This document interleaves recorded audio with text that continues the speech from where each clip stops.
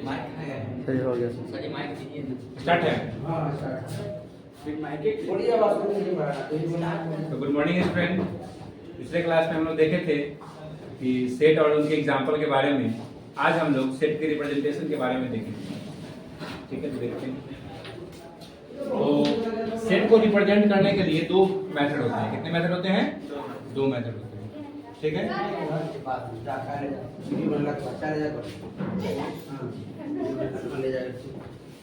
There are two methods to represent a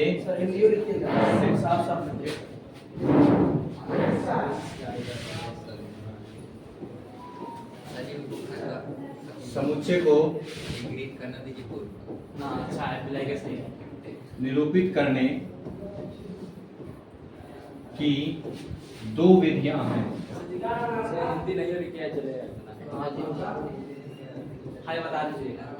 तो क्या है कि सेट को रिप्रेजेंट करने की दो विधियां हैं। ठीक है, पहली विधि है, इसको बोलते हैं रोस्टर फॉर्म। रोस्टर फॉर्म या इसको टेबुलर फॉर्म भी बोला जाता है। हिंदी में इसको सूचीबद्ध रूप या सारणीबद्ध रूप। एंड सेकंड है सेट बिल्डर फॉर्म।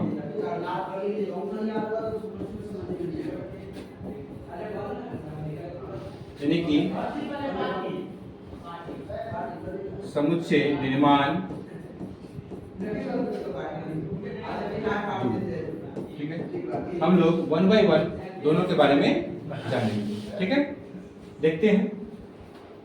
तो फर्स्ट है हम लोग का रोस्टर फॉर्म।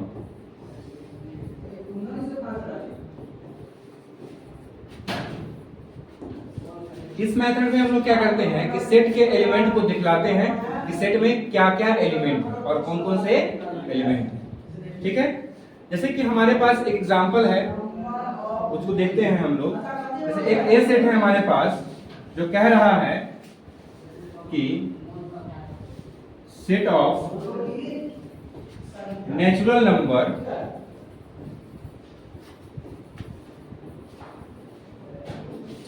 लेस देन 5, यानी कि 5 से छोटी प्राकृत संख्याओं का समुच्चय। तो इसको अगर हम लोग को रोस्टर फॉर्म में लिखना है, किसमें लिखना है? रोस्टर फॉर्म में। तो हम लोग क्या करेंगे कि इसमें जितने भी एलिमेंट हैं उसको हम लोग क्या करेंगे? दिखाएंगे कि कौन कौन एलिमेंट इसमें है। ठीक है, कौन कौन एलिमेंट इसमें है हम लोग देखते हैं। तो हम जानते हैं कि 5 से छोटी प्राकृत संख्याएं कौन कौन होती हैं? 5 से छोटी प्राकृत संख्याएं कौन कौन होती हैं? 1, 2, 3 एंड 4। इससे ज्यादा तो होंगी नहीं, है ना?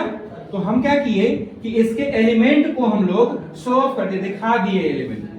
एलिमेंट को दिखाना ही क्या कहलाएगा? सेट का रोस्टर फॉर्म कहलाएगा। क्या कहलाएगा? रोस्टर। ठीक है,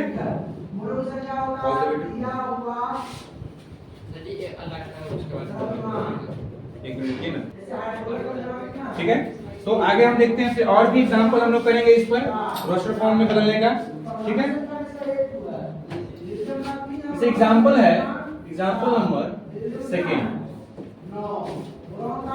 B is a set of vowel letters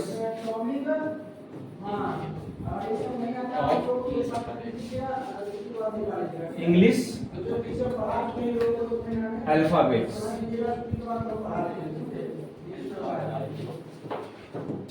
यानी कि अंग्रेजी वर्णमाला के स्वरों का समुच्चय। अंग्रेजी वर्णमाला में स्वर कौन कौन होते हैं? वोवेल कौन कौन होते हैं? तो अगर इसको हमको रोस्टर फॉर्म में बदलना है, किसमें बदलना है? रोस्टर फॉर्म में। तो रोस्टर फॉर्म में हम क्या लिखेंगे इसको? इसमें जितने भी एलिमेंट होंगे उसको क्या करेंगे हम लोग, दिखाएंगे। क्या करेंगे एलिमेंट को? तो इसमें कौन कौन एलिमेंट होंगे? कि हम जानते हैं कि वोवेल लेटर कौन कौन होते हैं? ए होते हैं, ई होते हैं, आई, ओ, यू। तो ये सब के सब क्या होते हैं? वोवेल लेटर होते हैं। तो हमने क्या किया, रोस्टर फॉर्म में क्या सीखा कि जितने भी एलिमेंट होंगे उस एलिमेंट को क्या करेंगे हम लोग, दिखाएंगे। क्या करेंगे? दिखाएंगे। बात समझ रहे हैं? मतलब उसको पता चलना चाहिए कि इसके पास क्या क्या एलिमेंट है। ठीक है। उसके बाद और भी एग्जांपल हम लोग ले सकते हैं। सी सेट है, set of even natural number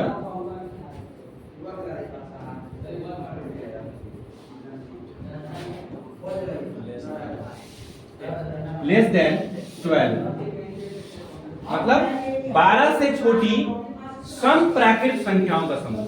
क्या हुआ? 12 से छोटी सम प्राकृत संख्याओं का समूह। तो इसमें आप देखिएगा, इसको भी अगर रोस्टर फॉर्म में लिखना चाहें, किसमें लिखना चाहें? रोस्टर फॉर्म में। तो रोस्टर फॉर्म में ये क्या हो जाएगा? कितना हो जाएगा?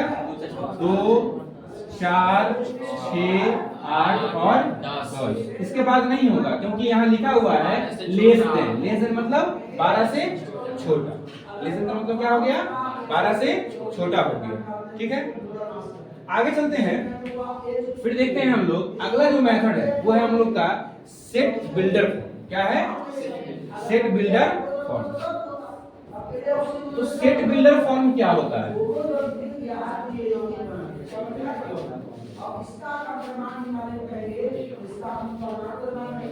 सेट बिल्डर फॉर्म में क्या होगा कि हम लोग क्या करेंगे,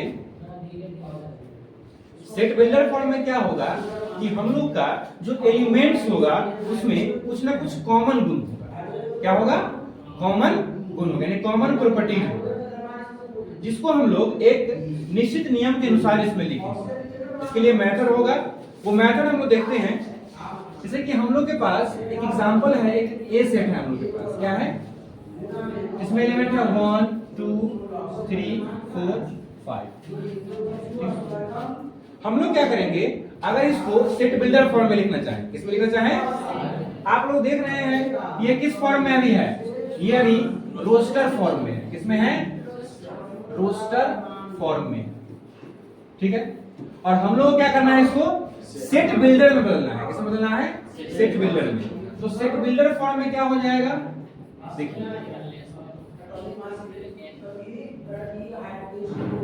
सेट बिल्डर फॉर्म में क्या हो जाएगा कि इस सेट को लिखने के लिए हम लोग क्या करेंगे कि अपने मन से एक वेरिएबल चूज करेंगे। क्या चूज करेंगे? वेरिएबल। वो वेरिएबल x, y या फिर z हो सकता है। ठीक है, इसमें क्या होगा कि हम लोग का लिखेंगे x, उसके बाद हम सच दैट का यूज करेंगे, जिसको हम लोग इंग्लिश में कॉलन बोलते हैं। ठीक है, लेकिन मैथमेटिक्स में इसको क्या बोला जाता है? Such that. क्या बोला जाता है? Such that. सच दैट का मतलब होता है इस प्रकार है कि। क्या होता है? इस प्रकार है कि। ठीक है, और उसके बाद जो वेरिएबल हम लोगों ने यहाँ पर यूज किया है वही वेरिएबल यहाँ पर भी हम लोग देंगे। मतलब क्या है कि एक x वेरिएबल लिए, उसके बाद क्या दिए? Such that. फिर क्या दिए? वही वेरिएबल लिख दिए। उसके बाद हम देखेंगे कि हमारा जो सेट है ये दिया हुआ, इसमें क्या प्रॉपर्टी है। तो हम देख रहे हैं कि ये सारे के सारे नंबर जो है वो क्या है? नेचुरल नंबर है। क्या है? नेचुरल नंबर है। उसके बाद क्या है, ये सारे के सारे नंबर क्या हैं? 6 से छोटे हैं। 6 से क्या है? और इसके लिए इस पर क्या प्रॉपर्टी हो जाएगा कि 6 से छोटा प्राकृत संख्या। क्या हो जाएगा? 6 से छोटा प्राकृत संख्या। यानी क्या लिख सकते हैं कि x is a natural number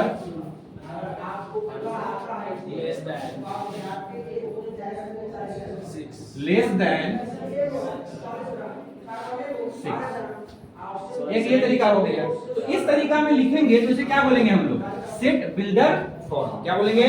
set builder form. यानी कि हमको सेट में सेट के एलिमेंट को देखना होगा कि इसमें कौन कौन सा गुण है। इसमें हमें पता करना होगा कि क्या कॉमन गुण है सब में। जैसे कि इसमें कॉमन गुण क्या था?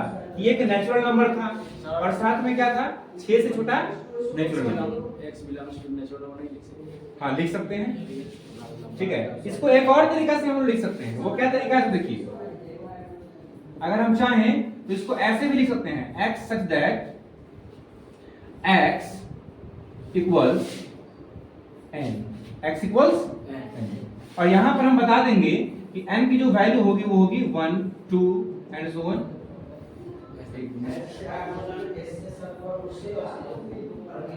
2 3 4 एंड 5, ऐसे भी हम लोग लिख सकते हैं। मतलब एक इक्वेशन के टाइप में भी हम लोग लिख सकते हैं, ठीक है। मतलब सेट बिल्डर में कहने का अर्थ ये होता है कि जैसे कि हम लोग को यहाँ पर इतना चीज तो लिखना ही पड़ेगा, इतना चीज हम लोग को लिखना ही पड़ेगा, लिखना ही चाहिए वहां पर, ठीक है। और भी मेथड हो सकता है, यहाँ पर सच दैट को इस तरह से भी लिख सकते हैं हम लोग, क्योंकि बहुत सारे राइटर के बुक में ऐसा यूज किया गया है और बहुत सारे मैथमेटिशियन ने भी इसको यूज किया है। अब इसके बाद आप प्रॉपर्टी लिख दीजिए, इसके बाद क्या प्रॉपर्टी लिखना रहता है, इसको n लिख दिए तो n लिख दीजिए, और उसके बाद आप यहाँ पर लिख सकते हैं कि n बिलोंग, n जो है वो क्या है 5 से छोटा और बराबर है, और n बिलोंग्स टू क्या है नेचुरल नंबर, ऐसे करके भी आप लोग लिख सकते हैं, ठीक है। तो इतना तरीका से हम लोग यूज कर सकते हैं, ठीक है। खाली ये देखना होता है कि इसमें कॉमन प्रॉपर्टीज क्या है, कॉमन प्रॉपर्टीज क्या है, बात समझ गए होंगे आप लोग, ठीक है। चलिए आगे बढ़ते हैं, और इस पर और भी एग्जांपल हम लोग करेंगे, तब हमको ये ज्यादा समझ में आएगा। देखते हैं हमारे एग्जांपल हम लोग।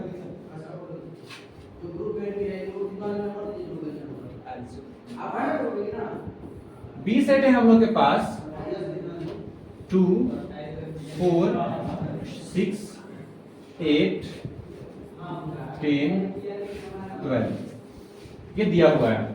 हमको क्या करना है, इसको सेट बिल्डर फॉर्म में बदलना है। किसमें बदलना है, सेट बिल्डर फॉर्म। अब हम देख रहे हैं कि सबसे पहला चीज जो होता है इसमें, हम लोग इसको ऐसे करके लिख सकते हैं x such that x, ठीक है, इतना तो लिखना ही लिखना है। उसके बाद क्या है कि हम लोग देखेंगे इसमें प्रॉपर्टीज क्या है, तो हम देख रहे हैं कि ये सारे के सारे नंबर क्या है, इवन नेचुरल नंबर है। क्या है, इवन नेचुरल नंबर है। क्या है, इवन नेचुरल नंबर, ठीक। उसके बाद ये नंबर 14 से छोटे हैं, क्या है 14 से, या फिर आप 13 से भी छोटा इसको कह सकते हैं, ठीक है। बस समझ रहे हैं, यानी क्या लिखेंगे, x is an even natural number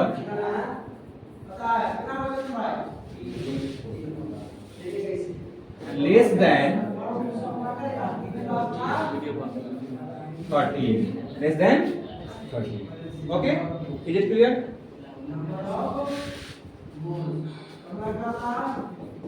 third example, C set है, उसमें है 1 4 9 16 एंड सो ऑन। अब ये 3 डॉट होता है, जैसे ये 3 डॉट होता है, हम बताए थे पिछले क्लास में, इसका मीनिंग होता है एंड सो ऑन, यानी और इस प्रकार, यानी कि इसी प्रकार से। जैसे यहाँ पर 1 है 4 है 9 है 16 है, तो हम इसका अगला टर्म इसी के हिसाब से पकड़ सकते हैं कि क्या होगा, है ना। जैसे कि हम देखेंगे कि इसमें कौन सा प्रॉपर्टीज लग रहा है, चाहे कौन सा कॉमन प्रॉपर्टी है इसमें, उसके हिसाब से अगला टर्म हम लोग सोच लेंगे, क्योंकि इसमें एक पैटर्न बन रहा है। क्या बन रहा है, पैटर्न। पैटर्न समझ रहे हैं, पैटर्न का मतलब क्या है, जैसे ये देखिए, ये क्या है 1 का स्क्वायर है, ये क्या है 2 का स्क्वायर है, ये क्या है 3 का स्क्वायर है, ये क्या है, तो इसके अगला टर्म जो होगा वो क्या होगा 5 का स्क्वायर होगा, फिर 6 का स्क्वायर होगा, एंड लास्ट टर्म क्या है इसका 10 का स्क्वायर, ठीक है। तो इसमें तो एक प्रॉपर्टी हमको मिल गया कि सभी का सभी जो नंबर है इसके अंदर वो क्या है, स्क्वायर है। क्या है, माने नेचुरल नंबर का क्या है, स्क्वायर। क्या है, नेचुरल नंबर का स्क्वायर। तो यानी कि इसको सेट बिल्डर फॉर्म में अगर बदलना होगा, किसमें बदलना होगा, सेट बिल्डर फॉर्म में अगर इसको हम बदलना चाहें तो कैसे बदलेंगे, जो हम लोग बताए हैं, हम लोग सीखे हैं। क्या सीखे हैं, कि x सच दैट x ऐसे रख देगा। उसके बाद क्या करेगा कि देख रहा है तुम कि इस सब क्या है, स्क्वायर है, नेचुरल नंबर क्या है, यानी इसको इक्वेशन के रूप में क्या लिख सकते हैं, x इक्वल्स n स्क्वायर। क्या लिख देगा, x इक्वल्स n स्क्वायर। अब लेकिन तुमको n के बारे में बताना होगा, n के बारे में, क्योंकि n के बारे में तुम अगर नहीं बताओगे तो कैसे पता चलेगा कि n का वैल्यू क्या क्या है, क्या? तो n के बारे में तुमको ये बता दोगे कि n जो है वो क्या है, 10 से छोटा और बराबर है।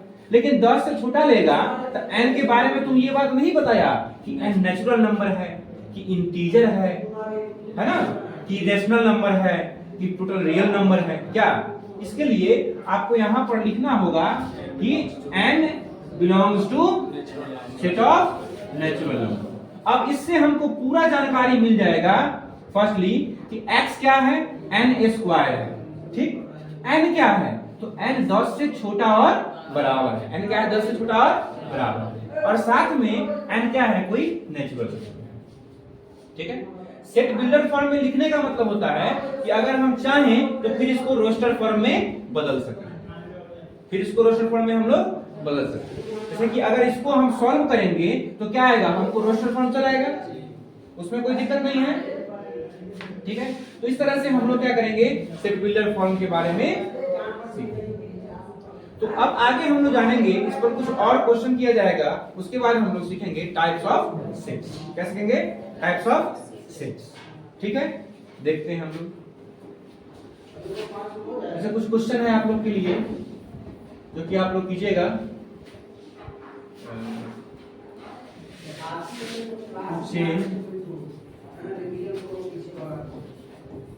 The given set in roster form.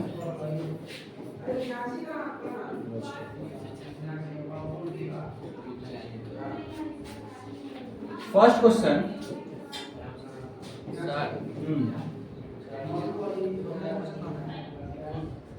ठीक है, पॉज करो वीडियो, पॉज करो ना।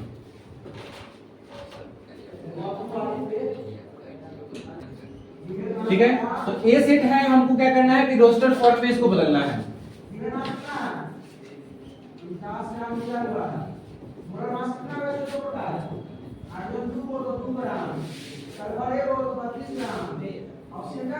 दो ही एग्जाम्पल हम लोग करते हैं।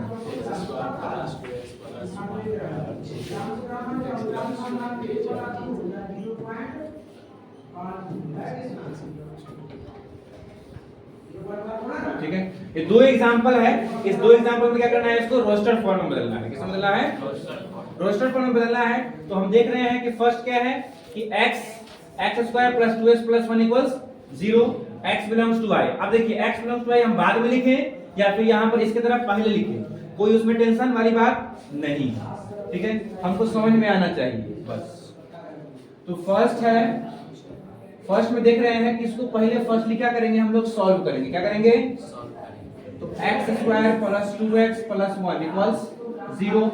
अब यहां से इसको आप लोग सॉल्व कर सकते हैं, ये हो जाएगा x प्लस 1 का होल स्क्वायर इक्वल्स, यानी कि x प्लस 1 इक्वल्स 0, यानी कि x इक्वल्स कितना, -1 which is belongs to i। मतलब कि अब -1 तो i में बिलोंग करता है ना, -1 क्या होता है, पूर्णांक होता है, क्या -1 क्या होता है, पूर्णांक होता है, ठीक है। इसके लिए यहाँ x का वैल्यू जो -1 है वो हो सकता है, क्यों, क्योंकि x बिलोंग्स टू इंटीजर है। अब यहीं पर अगर x बिलोंग्स टू अगर देता n अगर देता, क्या देता, तो फिर x का वैल्यू -1 होता, लेकिन इस सेट का एलिमेंट वो नहीं लिया आता, क्योंकि इस सेट में कह रहा है x बिलोंग्स टू n कह रहा होता अगर उस समय, ठीक है ना, ठीक है। और यानी कि a सेट इक्वल्स क्या हो जाएगा, 1/4 -1, x इक्वल्स कितना हो जाएगा, -1। इज इट क्लियर, कोई टेंशन नहीं है। अब कहिएगा सर यहाँ पर ये तो क्या है, द्विघात समीकरण है, क्वाड्रेटिक इक्वेशन है, तो इसके x के मान कितने आएंगे, 2 आएंगे। तो x के मान जो 2 आएंगे, x इक्वल्स -1 और -1 आएगा, लेकिन जब इसको हम सेट में रिप्रेजेंट करेंगे, किस में रिप्रेजेंट करेंगे? सेट में। तो हम जानते हैं कि सेट में भिन्न भिन्न अवयव होते हैं। कितने अवयव होते हैं? भिन्न भिन्न अवयव होते हैं। तो इसलिए हम क्या करेंगे, सेट में दो एक समान एलिमेंट को एक ही बार लिखेंगे। कितना बार लिखेंगे? एक ही बार लिखेंगे। Is it clear? आप लोग क्लियर है? ठीक है, आगे बढ़ते हैं। अब जो है दूसरा क्वेश्चन आप लोग खुद से कर लीजिएगा, ठीक है? अब है टाइप्स ऑफ सेट्स, यानी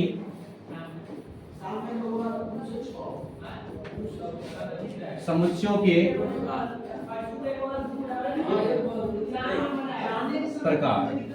समुच्चयों के प्रकार, क्योंकि हम लोग 12th क्लास में है तो इसको डिटेल्स में उतना नहीं पढ़ेंगे। हम लोग कैलकुलस के बिहार पर जो जरूरत है, ठीक है, इसके लिए हम लोग शॉर्ट में थोड़ा इसको पढ़ेंगे। 11th क्लास का तो देखेंगे 11th क्लास में पूरा डिटेल्स में इसको।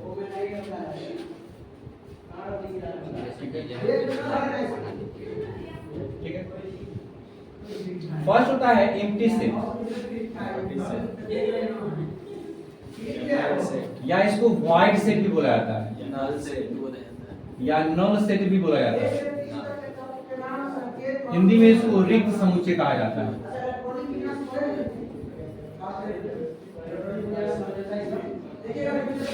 दूसरा फाइनाइट सेट,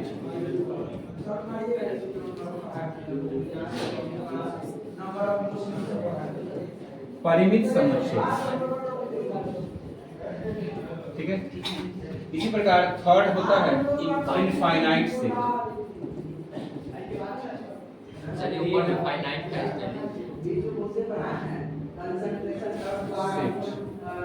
ठीक है ना, थोड़ा सा हो जाता है। अपरिमित समुच्चय। चौथा होता है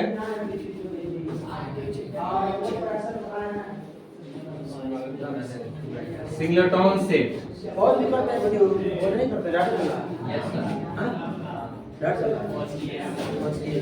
एकल समुच्चय।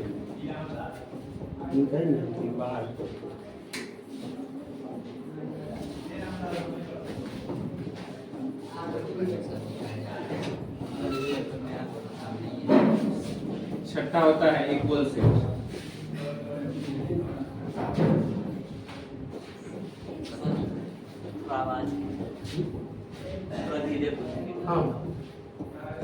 ठीक है, तो इतने सेट के बारे में हम लोग जानेंगे कि क्या क्या होता है। इसके एग्जाम्पल को हम लोग समझेंगे कि एग्जाम्पल इसके क्या क्या होंगे। ठीक है, आगे हम लोग देखते हैं कि एम्प्टी सेट क्या होता है। तो फर्स्ट हमारा है एम्प्टी सेट। एम्प्टी सेट का मतलब होता है कि वैसा सेट जिसमें एक भी अवयव न हो। क्या हो? मतलब जिसमें एक भी अवयव नहीं हो, खाली हो एकदम से। सेट क्या हो? एकदम खाली हो, वो क्या होगा? एम्प्टी सेट होगा। इसको हम लोग फाई से डिनोट करते हैं। किससे डिनोट करते हैं? फाई से। या फिर हम लोग इसको खाली सेट इस तरह से भी डिनोट कर सकते हैं। ये दो तरीके से हम लोग एम्प्टी सेट को दिखा सकते हैं। ठीक है, कितने तरीके से? दो तरीकों से हम दिखा सकते हैं। एक हो गया आपका फाई और एक हो गया एम्प्टी सेट, यानी खाली सेट, इसमें एक भी एलिमेंट नहीं। ठीक है, जैसे कि एग्जांपल के रूप में है ए x such that x is a odd natural number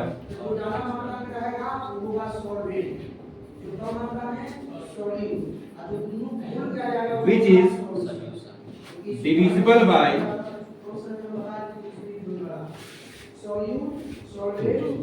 जैसे क्या लिखा गया कि x is a odd natural number which is divisible by 2, मतलब 2 से विभाज्य होने वाली विषम प्राकृत संख्या।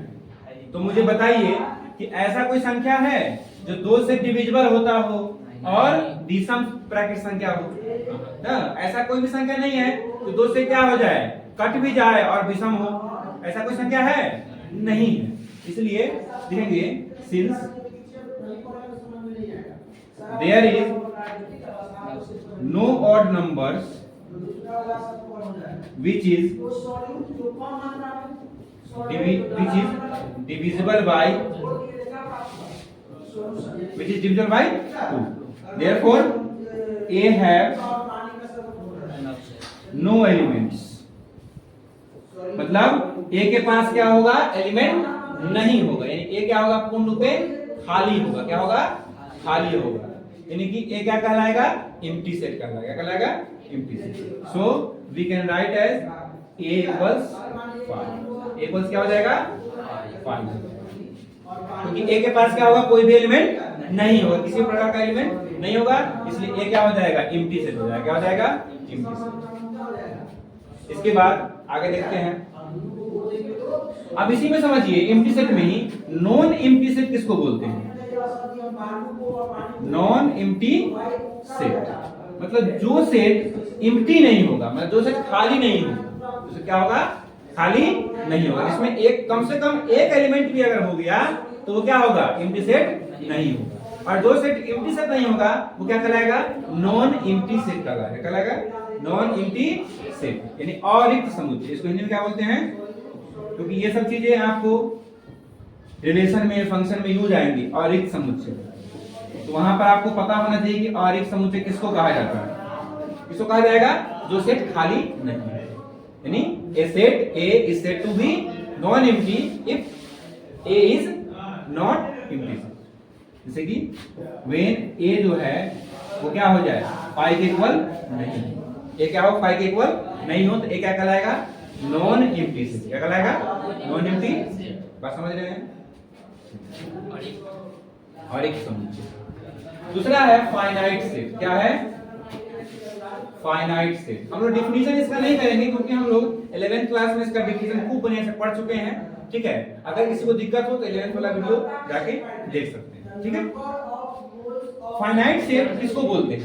फाइनाइट सेट बोलते हैं कि वैसा सेट जिसमें लिमिटेड नंबर ऑफ एलिमेंट हो, या फिर जिसके एलिमेंट को हम लोग गिन सकते हैं। जिसके एलिमेंट को क्या कर सकते हैं? हम लोग गिन सकते हैं। ठीक है, जैसे हमारे पास एक ए सेट है जिसमें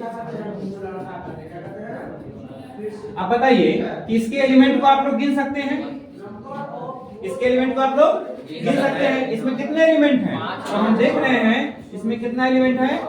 5 एलिमेंट है। कितना एलिमेंट है? 5। तो इसके एलिमेंट को हम लोगों ने गिन लिया, इसलिए ए क्या कहलाएगा? Finite set. क्या कहलाएगा? Finite set.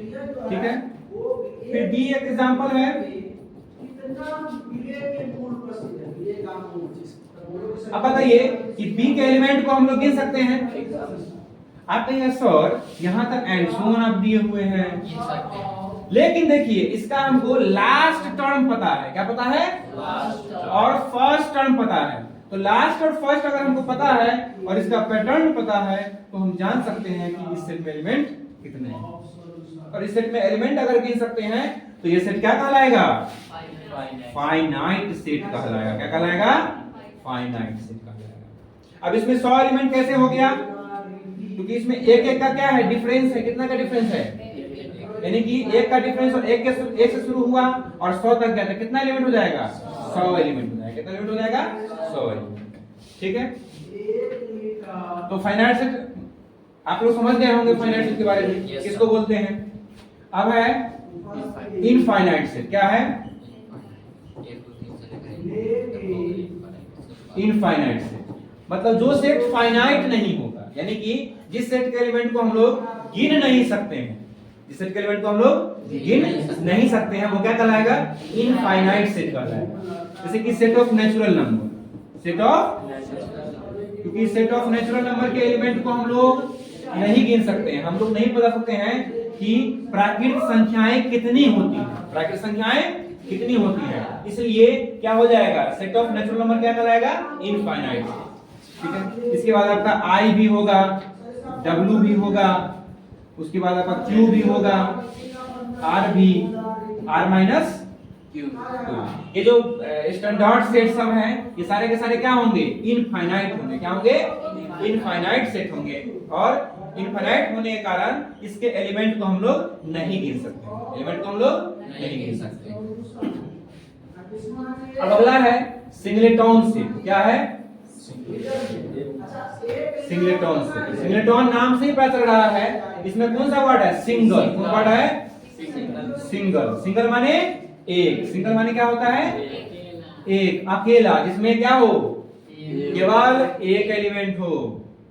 बिल्कुल किसकी तरह? मेरे तरह। ठीक है, कैसा हो? अकेला हो। ऐसा बात नहीं है, अकेला नहीं है, मेरे परिवार में बहुत सारे लोग हैं। ठीक है, बात को समझिएगा। ठीक है, एक एलिमेंट हो, क्या हो? एक एलिमेंट हो, उसे क्या बोलेंगे हम लोग? सिंगलेटॉन सेट बोलेंगे। जैसे कि एग्जांपल है हम लोग के पास x such that x is an even prime number। Even prime number. अब आपको पता है कि इस पृथ्वी ग्रह पर, इस पूरे ब्रह्मांड में एक ही ऐसा नंबर है जो इवन भी है और प्राइम भी है। इवन भी है और प्राइम भी है, और वो कौन सा नंबर है? दो। दो एक ऐसा नंबर है जो इवन भी है और प्राइम है। इसलिए इस सेट में क्या वो एलिमेंट आएगा? एक एलिमेंट आएगा। क्या कोई एलिमेंट आएगा? एक एलिमेंट। अब एक एलिमेंट आने के कारण क्या होगा? ये सेट क्या कहलाएगा? सिंगलेटॉन सेट कहलाएगा। क्या कहलाएगा? सिंगलेटॉन सेट कहलाएगा। ठीक है, कोई दिक्कत नहीं है इसमें, जिसमें मात्रा। ठीक है, तो सिंगलेटॉन सेट आप लोग समझ गए होंगे।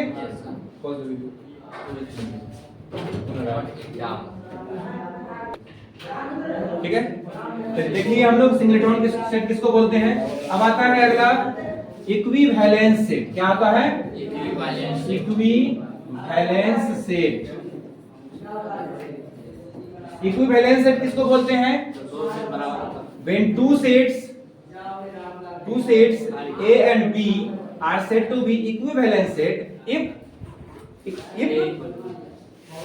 it has same number of elements। क्या होगा? मतलब क्या हो? जैसे कोई दो सेट है, A सेट है और B सेट है। ठीक है, ये दो सेट A और B में अगर सेम नंबर ऑफ एलिमेंट, मतलब अवयवों की संख्या अगर क्या हो? समान हो। अवयवों की संख्या हो समान हो। जैसे देखिए A सेट में और B सेट में क्या है? नंबर ऑफ एलिमेंट सेम है। यानी कि नंबर ऑफ A कितना है? A में कितना एलिमेंट है? 3 एलिमेंट है।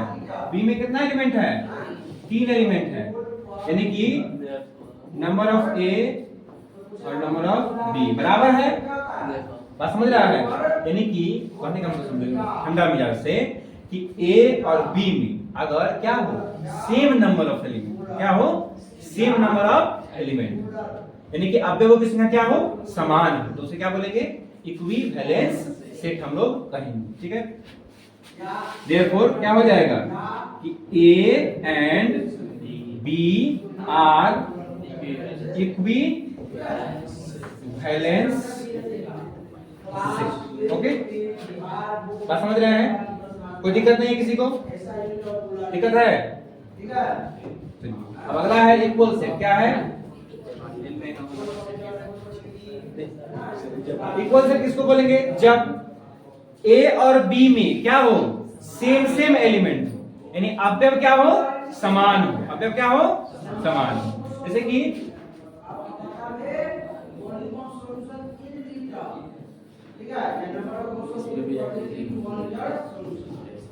अब देखिए 1 2 3 A में भी है और 1 2 3 ही A में B में भी है।